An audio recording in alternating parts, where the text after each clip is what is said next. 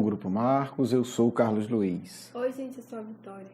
Hoje nós vamos iniciar a segunda edição, a segunda temporada, o segundo momento, o segundo passo do nosso curso Educação Espírita, um convite à juventude. Nós alteramos 2 módulos, né? Então é bom ficar atento a isso. Nós agora vamos iniciar com o módulo Cristo, vai ser o nosso módulo número 1. É um módulo diferente, ele tem 12 encontros, né? Enquanto os outros 4 módulos são 10 encontros cada um. A temática central de cada encontro permanece a mesma. Obviamente, todo o conteúdo é novo. Então, agora, no encontro 1, a gente vai voltar ao tema Iniciação pelo Sentimento. Na primeira edição, nós trabalhamos a história do Marcos, do Lisandro, né, Bezerra de Menezes e Eurípides, né, na época do Cristo. Como os essênios educaram-se emocionalmente para, de fato, seguir o Cristo. Hoje, a gente está pegando um outro exemplo, o exemplo de Pedro. A preparação de Pedro foi um tanto diferente. Quando o Lisandro e o Marcos encontram o Cristo e os outros essênios, eles já são espíritos preparados, eles já são espíritos lúcidos, eles já são espíritos evoluídos. Basta dizer que eles já sabiam da vinda do Cristo e, no momento que eles encontram o Cristo, eles já reconhecem, né? Então, todo esse encontro, como isso se desenvolveu, está lá registrado, né, na nossa primeira edição. Acho que vale a pena quem não conhece olhar, e quem já viu e está com saudade, eu acho que compensa ver de novo, né? Porque a vida desses espíritos é muito enriquecedora. Então, fica aí a sugestão, né? E agora a gente vai dar um segundo passo para ver um outro exemplo. No caso de Pedro é diferente.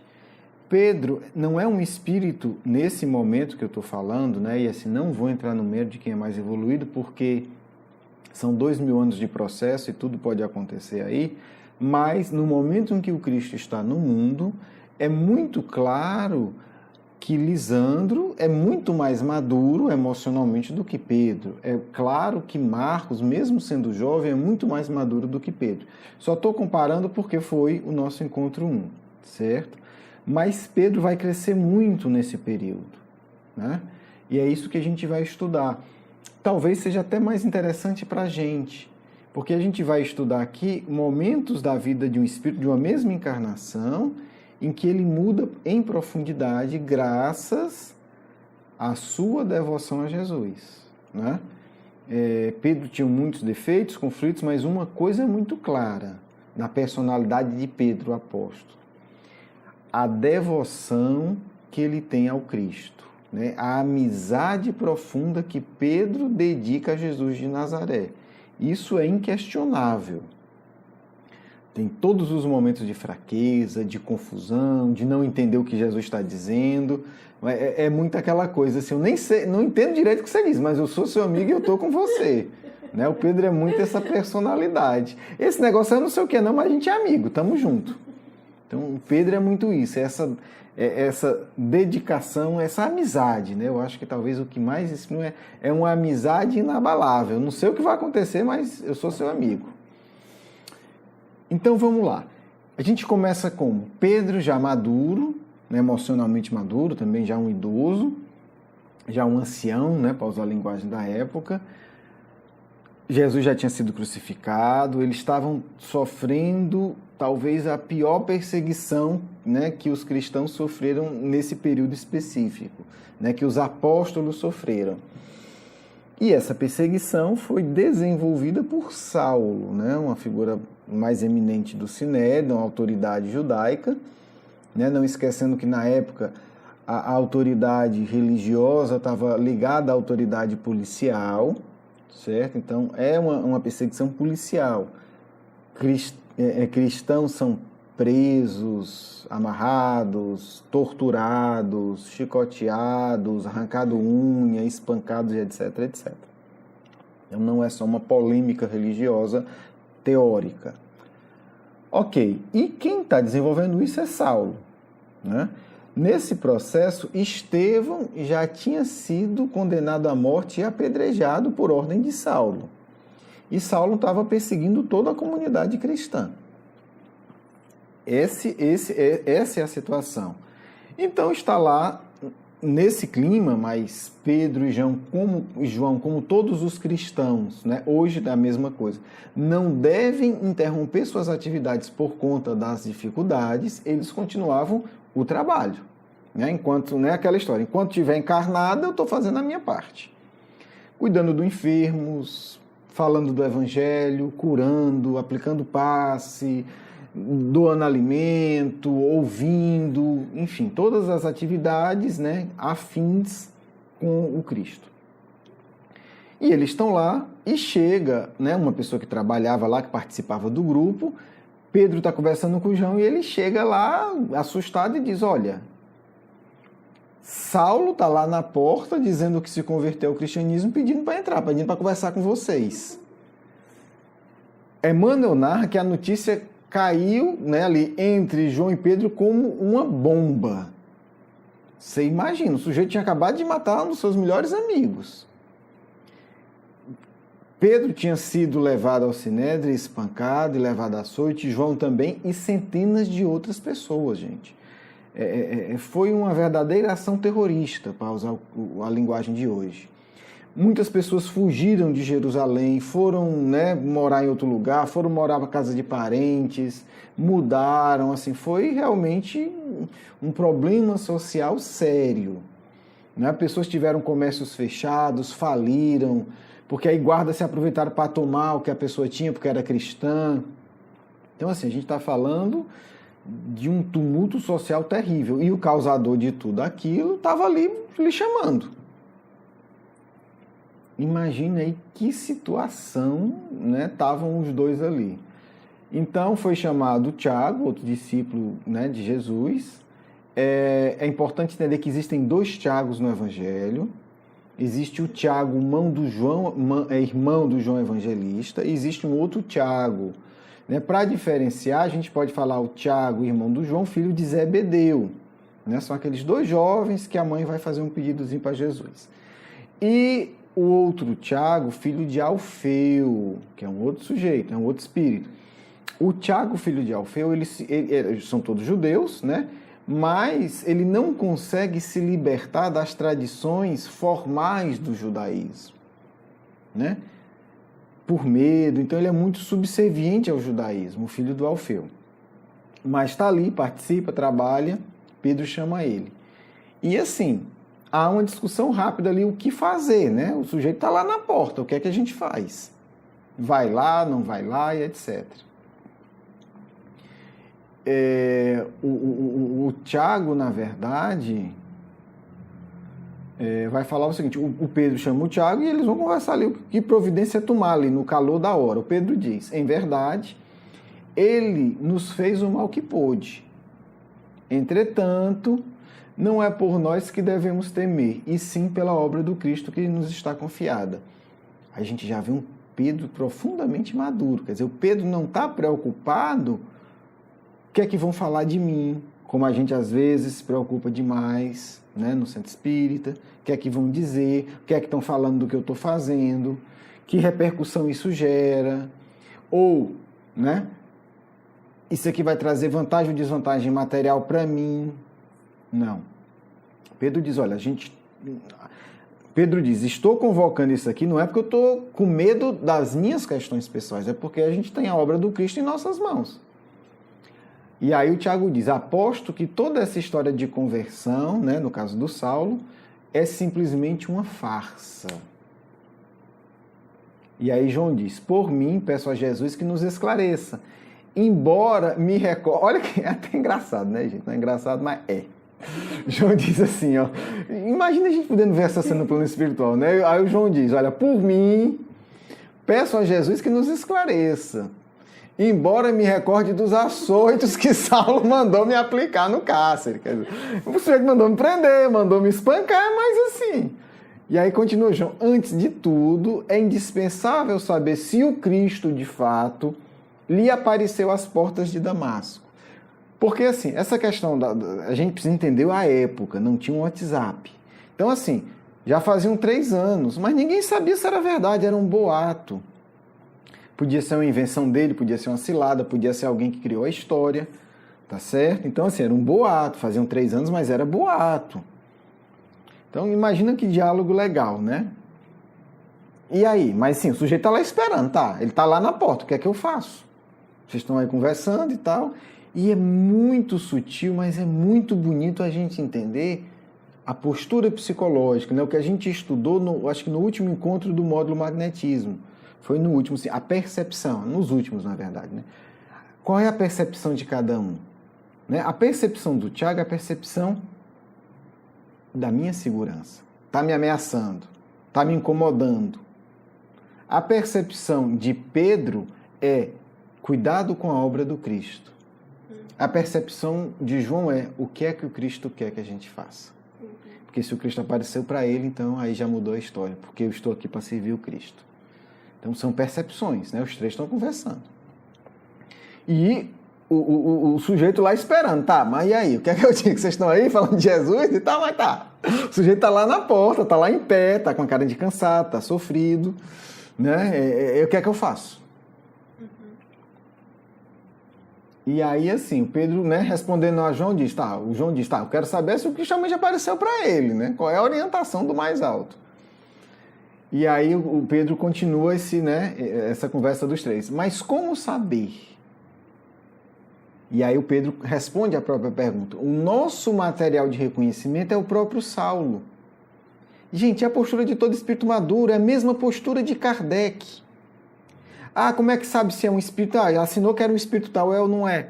Gente, o material de reconhecimento da assinatura é o próprio conteúdo da mensagem, não tem outra coisa. Né? Aí continua Pedro. Saulo é o campo que revelará ou não a planta sagrada do Mestre. A meu ver, tendo de zelar por um patrimônio que não nos pertence, dizendo Pedro, somos obrigados a proceder como aconselha a prudência humana. Né? Então, olha a maturidade desse espírito. Né? E aí, entenda, é muito fácil a gente estar aqui lendo e comentando.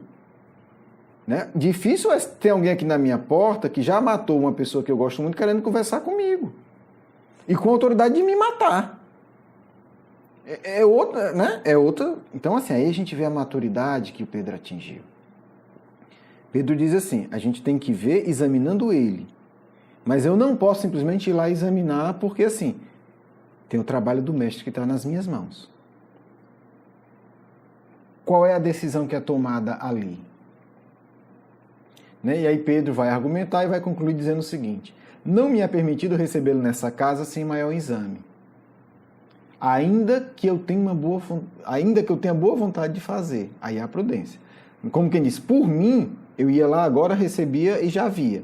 Mas eu também não posso ser ingênuo, posso ser tolo. Né? Então, assim, eu vou hoje convocar um grupo, e aí é muito bonito, gente. Assim, é muito bonito, porque a gente vê nos nossos grupamentos, né? Eu falo muito centro espírita porque, enfim, né, na maioria de nós somos espíritas ou simpatizantes. Mas a gente vê muito nos nossos grupamentos religiosos, espiritualistas, ou de outras atividades, a arrogância do líder. Não, eu decido, eu mando, eu faço. Pedro, que foi autorizado pelo Cristo para ser o coordenador do grupo, né, tem a plena consciência que o trabalho não é dele. Como que diz? Como o trabalho não é meu, né, como que diz? Se fosse só por mim, eu mandava ele entrar e conversava. Como que diz? Se eu estivesse na minha casa e fosse assunto meu, eu resolvia agora. Mas eu não moro aqui e não estou atuando aqui como um assunto privado. Eu estou lidando com a obra do mestre. Então, assim, vou marcar uma reunião hoje à noite com as principais responsáveis e a gente vai discutir o assunto. Essa é minha opinião pessoal, mas não se trata apenas de uma opinião pessoal. Se trata da obra do Cristo. Tá certo?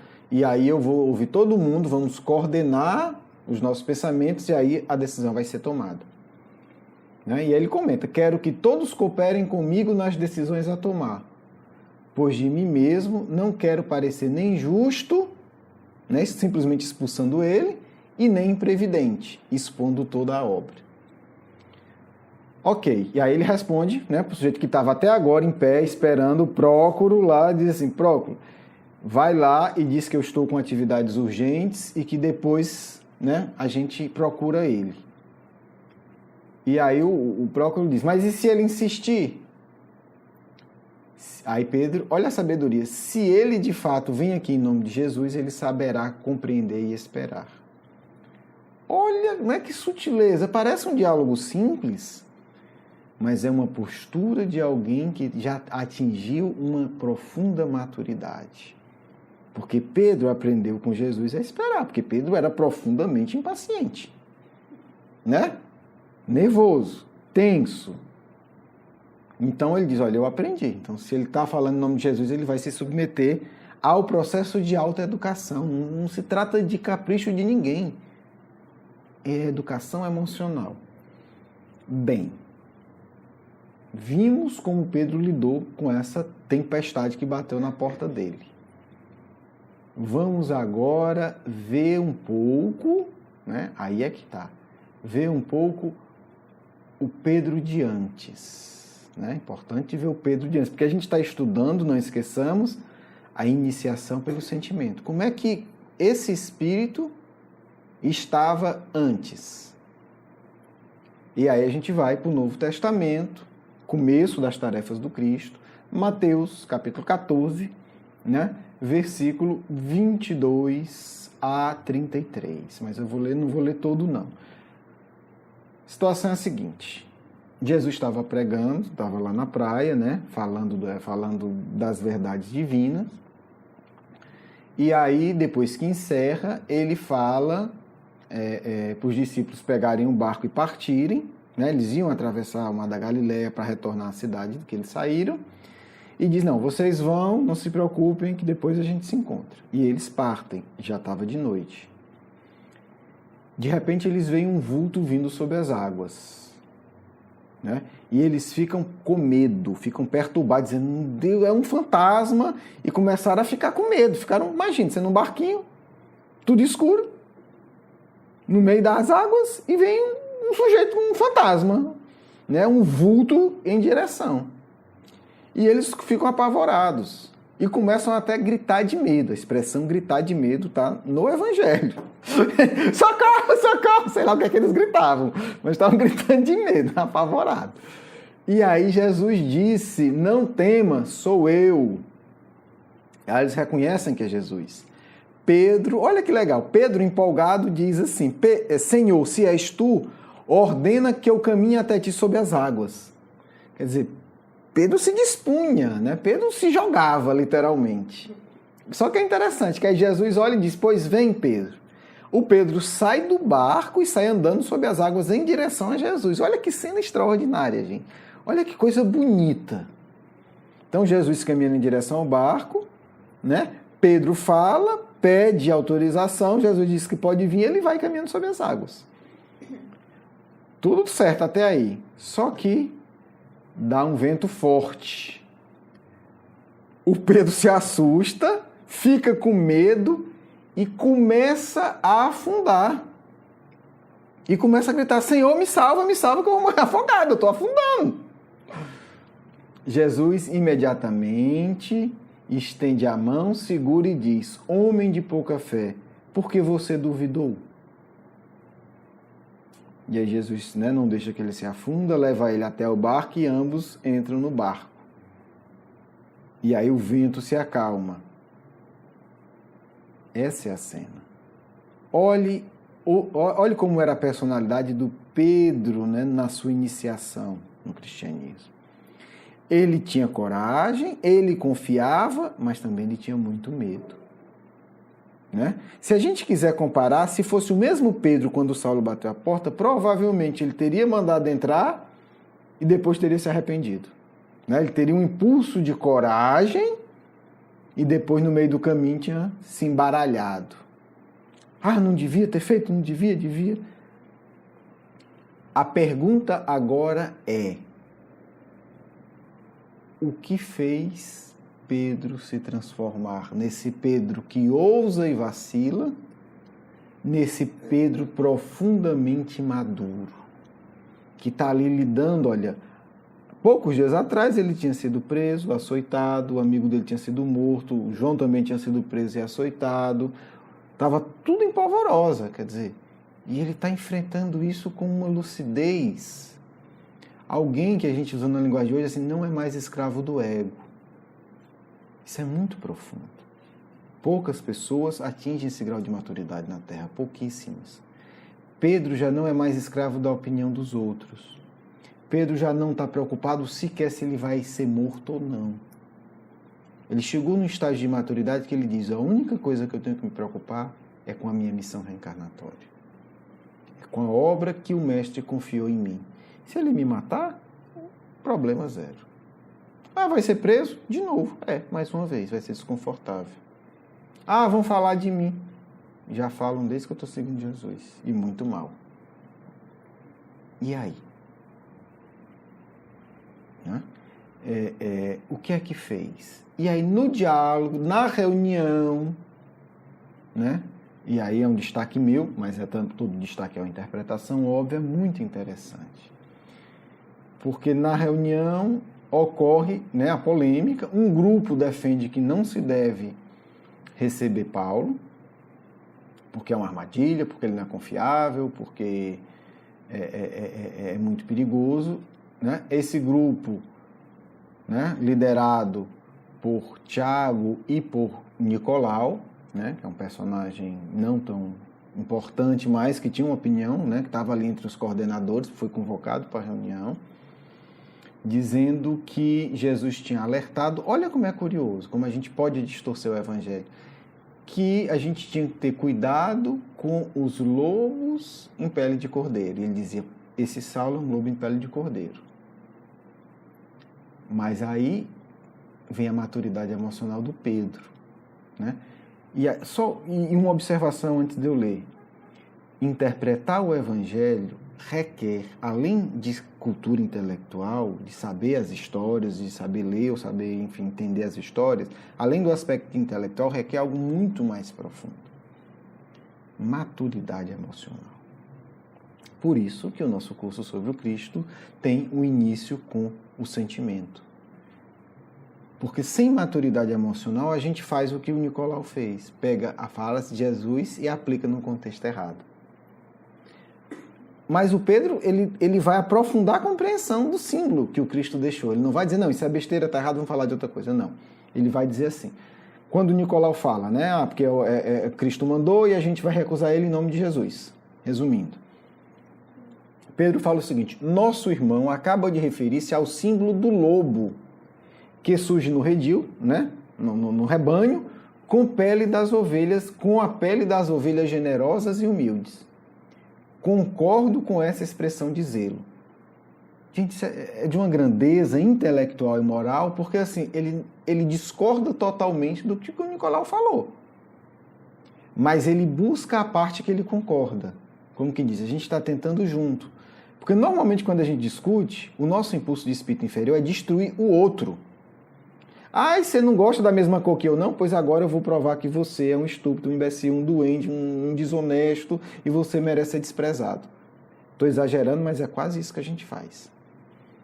Pedro aqui diz, nosso irmão acaba de referir-se ao símbolo do lobo que surge no redil com a pele das ovelhas generosas e humildes. Concordo com essa expressão.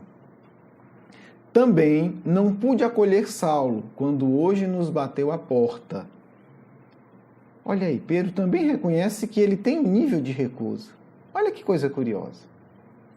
Quando hoje nos bateu a porta, atento à responsabilidade que me foi confiada, né? Porque eu tenho uma responsabilidade. Nada quis decidir sem o vosso concurso. Aí a gente vê o verdadeiro líder, maduro, porque o Pedro, ele traz para ele diz, a responsabilidade de coordenar é minha. Mas eu quero coordenar com a ajuda de vocês. Eu nem sou um coordenador fraco, que não toma decisão e fica aquela confusão toda, e nem sou um coordenador autoritário. Eu decido, mas eu quero ouvir vocês. Nada quis decidir sem o vosso concurso. O Mestre nos ensinou que nenhuma obra se poderá fazer na terra sem a cooperação fraternal. Mas, aproveitando o parecer enunciado, examinemos com sinceridade o problema imprevisto. Em verdade, Jesus recomendou nos acautelássemos contra o fermento dos fariseus, é o mesmo símbolo, esclarecendo que o discípulo deverá possuir consigo a doçura das pombas e a prudência das serpentes. Quer dizer, ele além de concordar, ele está reforçando o argumento do local. Sim, é isso mesmo, Jesus disse isso, né? Disse isso com esse símbolo e disse isso com esse outro símbolo. E usou também o símbolo das pombas e das serpentes, né? Abre parêntese. Meu amigo e minha amiga, se você quer entender Jesus, acostume-se com a linguagem simbólica, que é a linguagem dos grandes iniciados, né? Olha, eles estão discutindo uma questão prática. Recebe ou não o sujeito? E a discussão no colégio desses apostólicos é o quê? Simbólica. É o lobo no redil, é o fermento dos fariseus, é pombo e serpente. Se você está escutando esse diálogo e você não sabe de nenhum símbolo, você se perdeu. Estou falando de quê? Não era uma reunião para decidir se deixava o sujeito entrar ou não aqui. Já falaram de lobo, já falaram de ovelha, já falaram de fermento, e tem negócio de pão também no meio, e já falaram de fariseu. O que é que tem a ver pão com padre, né? Com o sacerdote da época, e tem um tal de um lobo e de uma serpente. Estou falando de um zoológico, né? Que conversa é essa? Então, entenda símbolo, senão você não vai entender a linguagem do Cristo. Vai lá, vou continuar agora. Convenhamos em que, de fato, né, diz Pedro, Saulo de Tarso possa ser o lobo simbólico. Então, vamos lá, vamos considerar que ele é o lobo. Ainda aí, após esse reconhecimento hipotético, né, falando em tese, teríamos que resolver a questão. Tudo bem, digamos, ele é o lobo. Né? Ele é um lobo, ele não é uma ovelha, ele não é alguém do bem, ele é alguém que vem nos estraçalhar. Tudo bem, o problema continua, o que é que a gente faz? Né? Continua. Se estamos numa tarefa de paz e amor, o que fazer com o lobo depois de reconhecê-lo? Digamos que ele seja o lobo, ok. O que é que a gente faz com o lobo? Matar? Pergunta Pedro. E aí, gente, Pedro dá um banho de psicanálise que nós ainda não entendemos. Isso aqui é uma aula de psicanálise analítica profunda. Por quê? Porque o lobo é a sombra do conceito que o Jung aprendeu também com as culturas antigas. É a parte nossa e dos outros que nós tememos. O que fazer com o que me mete medo? Essa é a questão. Por isso que a gente pegou a história da tempestade, o medo. Como eu lido com o lobo? Como eu lido com as coisas que me metem medo? Eu destruo? Né? Ah, eu tenho medo que aquele sujeito ataque o Brasil, então eu vou lá e destruo aquele país? É assim que a gente faz. A pergunta é assim que se deve fazer? Ah, eu estou com medo que o fulano me ataque, eu já mando matar? Eu estou com medo que alguém fale mal de mim, eu já então vou destruir a reputação da pessoa? Como é que a gente lida? Então, essa discussão aqui é uma discussão que o Pedro, com uma linguagem aparentemente superficial e simples, ele coloca em uma profundidade assustadora. Aprendeu com Jesus, naturalmente. Então, assim, o que é que a gente faz com o lobo? O que é que eu faço com o que eu tenho dentro de mim que me dá medo? O que é que eu faço com a outra pessoa que eu temo? A discussão é essa, né? Por isso que é simbólica. Porque eles estão discutindo uma questão operacional. Deixa o sujeito entrar ou não. A agenda, a visita dele ou não.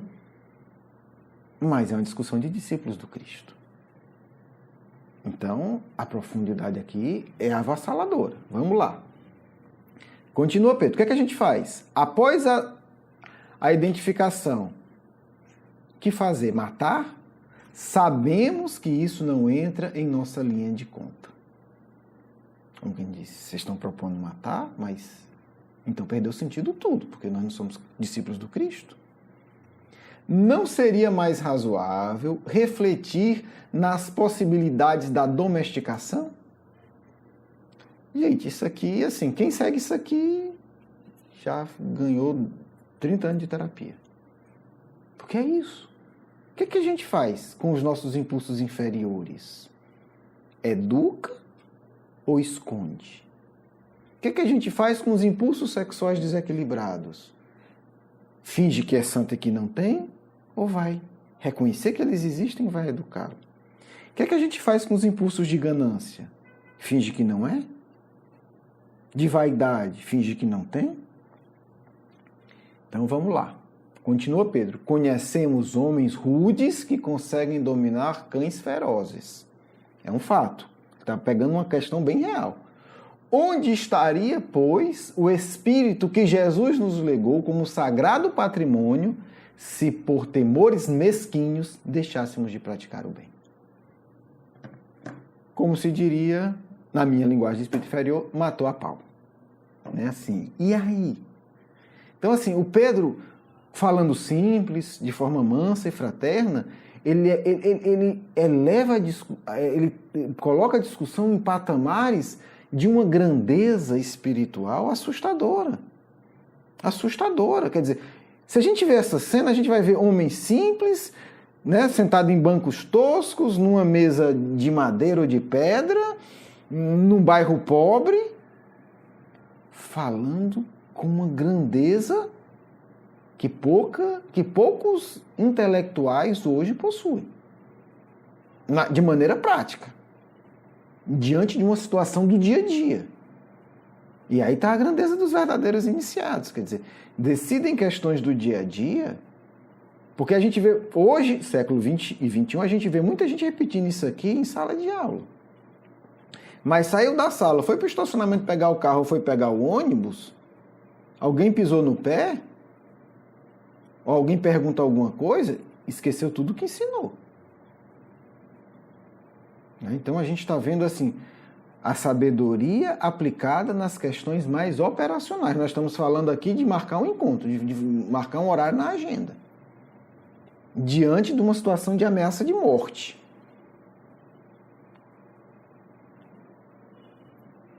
Como é que Pedro aprendeu isso? Né? Agora vamos para a questão. E aí? Aquele sujeito que tinha medo, que era impaciente, nervoso, que afundou na hora do testemunho da tempestade, como é que ele aprendeu isso? Ok, ele dá a pista, ele dá aqui a dica nessa própria conversa, está no livro Paulo e Estevão. O que é que eu entendi aqui? Vamos lá, eu vou ler só mais um trecho que a gente já tem que encerrar. Amigos, antes da enunciação de qualquer ponto de vista, é outra frase de Pedro que eu quero pegar para mim mostrar como é que eu entendi. Conviria refletirmos na bondade infinita do Mestre. Se toda decisão que a gente fosse tomar, a gente antes pensasse na bondade de Jesus conosco, né, já muda o quadro vibratório. Nos trabalhos de minha vida, anteriores ao Pentecostes, outro dia a gente vai trabalhar só o Pentecostes, né, antes desse momento de profunda transformação, porque assim, a transformação não é em um dia. A gente pode ter num dia um ponto de culminância, tá certo? Não tem mágica. Você pode trabalhar 20 anos numa questão e naquele dia você supera. Mas é a superação. Sem os 20 anos de trabalho anterior, você não chega naquele ponto, certo? Confesso que as faltas de toda sorte apareceram no meu caminho de homem frágil e pecador.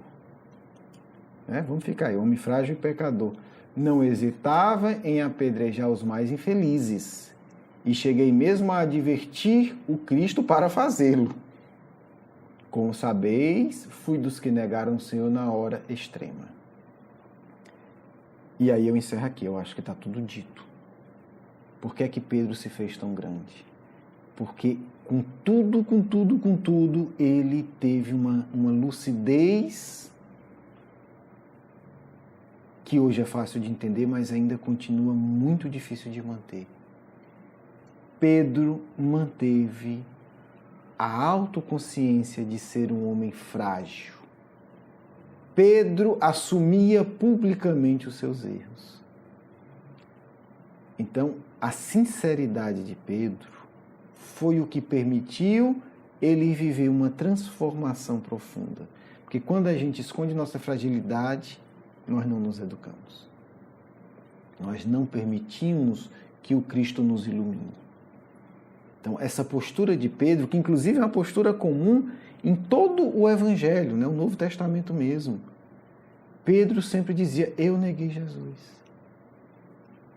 Né? Imagine você ser o presidente de um centro espírita famoso e constantemente você está comentando isso, não, mas eu,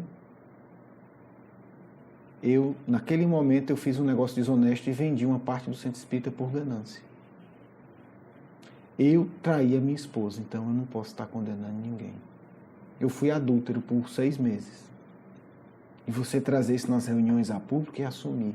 Não, eu, por inveja, tinha um grupo mediúnico aqui e eu desfiz o grupo mediúnico e depois eu me dei conta que era inveja dos médiuns. Imagina. Então, é essa sinceridade de assim, eu sou frágil. Então, Pedro é o oposto daquela postura, eu sou autoridade, eu que mando, eu que sei, é do meu jeito, eu não erro, eu estou aqui para julgar. Então, Pedro precisa fibra espiritual para isso, né? Porque você imagina Pedro sendo líder dos cristãos, tendo negado Jesus. Ele poderia, inclusive, ter escondido isso. Não, apague isso do Evangelho. Não quero que se comente esse assunto. É falta de caridade comigo ficar comentando esse assunto. Mas não, ele trazia. Na hora de avaliar outra pessoa, ele começava dizendo, vamos lembrar que eu fiz isso. Agora vamos avaliar essa pessoa. Né? Imagine, você está avaliando uma pessoa no centro espírita, criou um problema, você é dirigente, você tem que dar conta, não tem que fugir. Mas você começa a reunião dizendo, gente, vamos avaliar fulano que cometeu esse erro. Mas eu preciso lembrar que eu já cometi esse erro também. Agora vamos ao caso. É outro clima, né, gente? Não precisa dizer.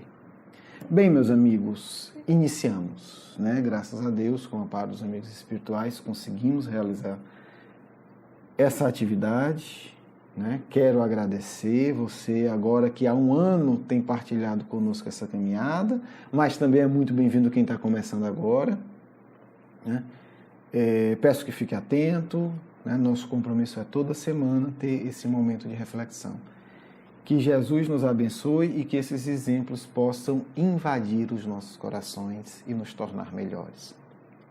Vamos agora para a nossa segunda parte, né? O diálogo com os amigos espirituais. Paz e alegria em vossos corações. Que o Cristo possa, nesse instante, nos envolver a todos, nós, discípulos imperfeitos e infiéis, que ainda tantas vezes recuamos diante das tarefas a serem realizadas.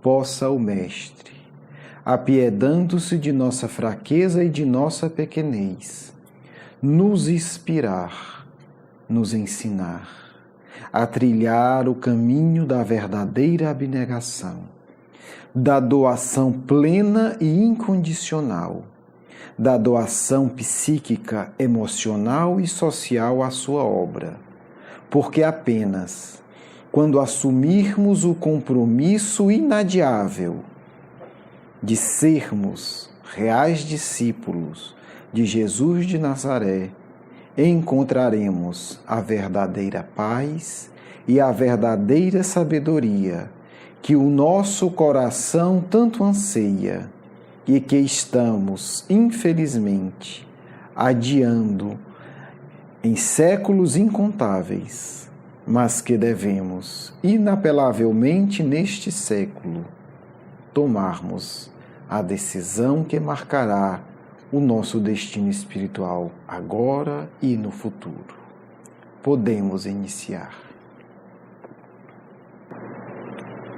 Muito obrigada pela sua presença hoje nesse encontro, amigo Caibá.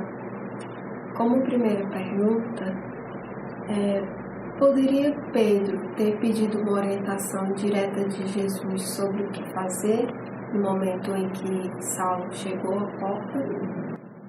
Essa é a grande dúvida dos cristãos atuais, porque ainda não compreenderam que as respostas estão todas no Evangelho.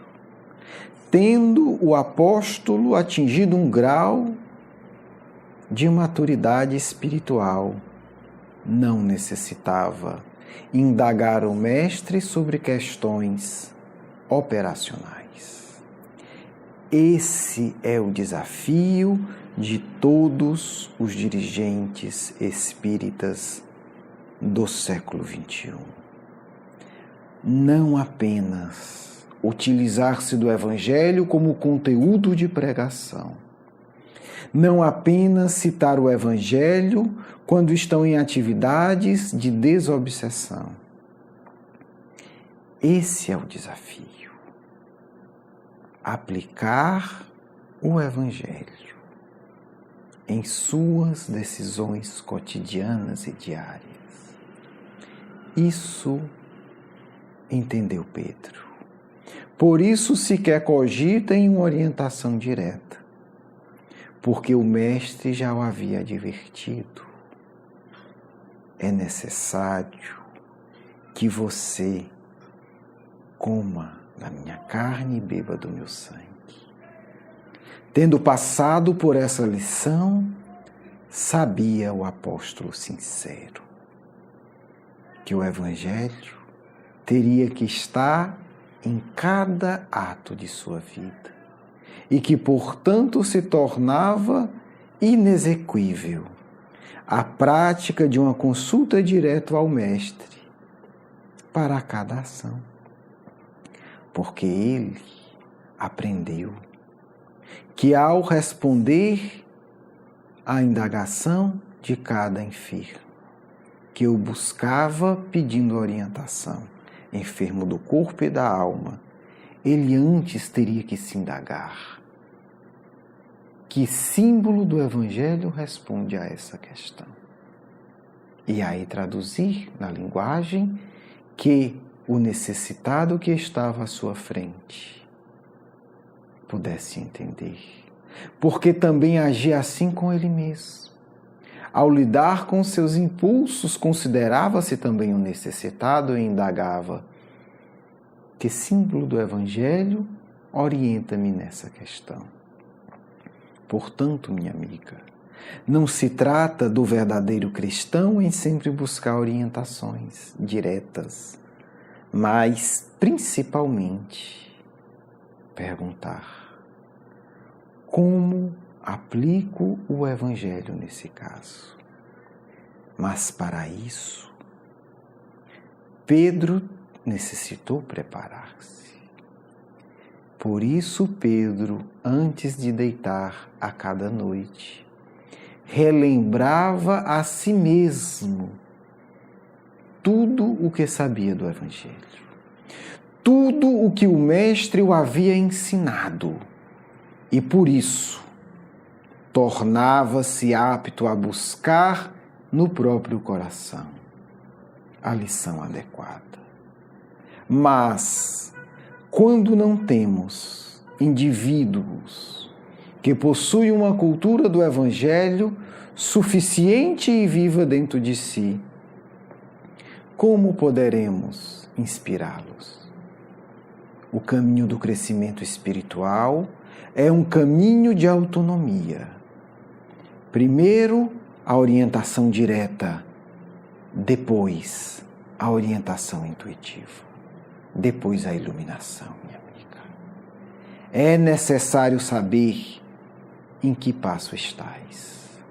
E muitos espíritas estão no passo da acomodação. Querem que os espíritos respondam tudo e não investem na sua cultura evangélica. É errado.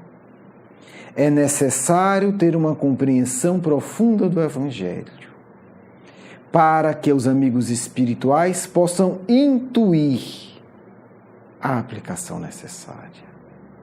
Assim fez o Mestre com Pedro. O ajudou intuitivamente para que ele, que possuía os símbolos vivos do Evangelho em seu ser, pudesse interpretar da maneira justa.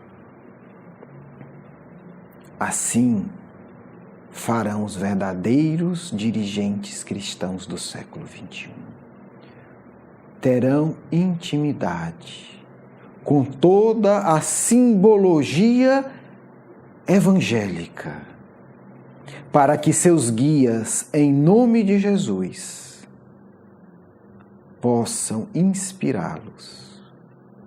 Esse é um lobo que precisa ser cuidado. Esse irmão é um galho que pertence à plantação da vinha do Senhor.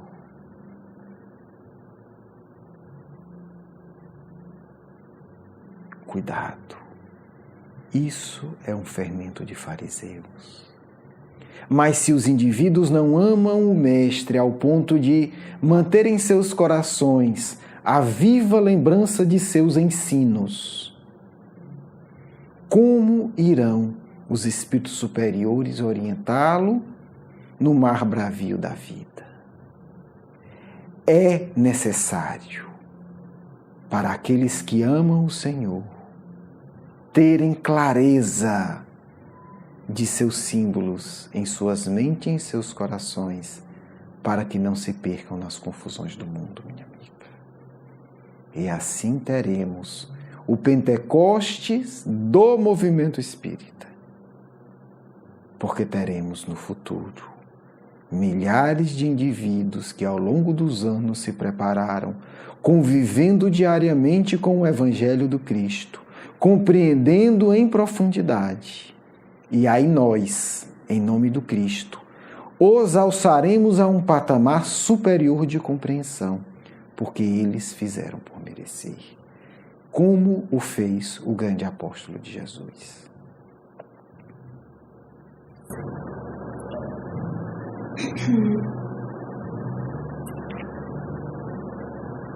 Então, diante da necessidade do espírita se aproximar dos símbolos do Evangelho, como fazer isso? Como sentir o Evangelho? Não só dos espíritas, minha amiga, de todos, como afirmei, que amam o Senhor. Todos. É preciso conhecer, é preciso amar, é preciso sentir, é preciso ler em voz alta as palavras do Mestre, num clima psíquico de devoção. Não se pode estudar as palavras do Senhor como quem se desincumbe de atividade formalista. É preciso ter grupos que leiam, que criem ambiente psíquico de atuação de espíritos superiores. E é preciso identificar-se com os símbolos do Evangelho. É preciso alimentar-se do Evangelho. É preciso comer a carne e beber o sangue do Senhor. E isso significa, minha amiga, ler, implicando-se, envolvendo-se na história. E se fosse eu no barco, que faria? E se fosse eu a mulher adúltera, como reagiria? E se fosse eu, o indivíduo na crucificação que negou o Mestre, como eu sentiria? Somente assim, esses símbolos serão vida e podereis conectar-se com os Espíritos do Senhor. Não há outro caminho. Certo. Como nós podemos vencer a nossa tendência em ignorar as nossas faltas e, assim como Pedro, crescermos espiritualmente? Colocar-se como uma ovelha necessitada do rebanho do Senhor. Os espíritas iludem-se, atribuindo-se uma estatura espiritual que não possuem e não colaboram com o Mestre. Apenas aqueles que reconhecem como fez Pedro as suas necessidades espirituais que as assume continuadamente. E eis aqui a minha sugestão prática: aceitar os defeitos, não com falsa humildade, com autodegradação, não com arrogância alucinada. Eu possuo esse defeito, mas o Senhor há de me ajudar e sustentar essa consciência ao longo dos anos. Possuo esse defeito, mas o Cristo não me expulsa de seu rebanho por eu carregar esse defeito. Ao contrário, Ele me enviará o remédio necessário, em forma de pessoas e circunstâncias, porque aquele que assim faz, recebe o remédio e pouco a pouco supera os obstáculos internos para que o Cristo viva em mais plenitude em seus corações.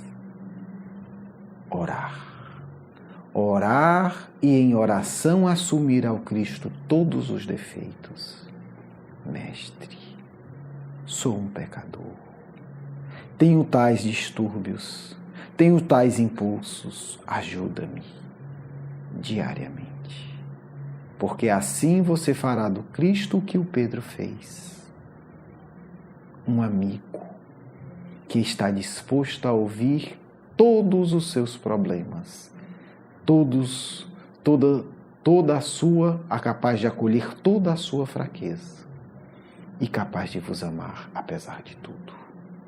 E talvez, por todos os defeitos, estender mão compassiva. Nunca se esquecer, quando Pedro afunda, o Mestre o reergue. Ficai com essa imagem. Quando estiverdes afundando, no mar revolto e podre das paixões inferiores, lembrai-vos dessa cena. Colocai-vos no lugar de Pedro e suplicai: Senhor, salva-me. E independente do mar de lodo em que estejais afundando, o Mestre irá pairar acima dele, estendendo mão generosa, e irá vos reerguer. Não esqueçais disso. Orai com humildade. Senhor, salvai-me, e Ele vos tirará quantas vezes forem necessárias do mar infeliz das paixões inferiores e vos colocará sãos e salvos no barco que fará a travessia para um mundo melhor. Muita paz do vosso irmão e amigo Caibar de Souza Schutel. Quero agradecer o seu carinho, a sua atenção, e para conhecer mais do nosso curso Educação Espírita, um convite à juventude, do nosso programa Nova Geração e os nossos livros, por favor, visite o nosso blog grupomarcos.com.br. Você é muito bem-vindo. Um grande abraço.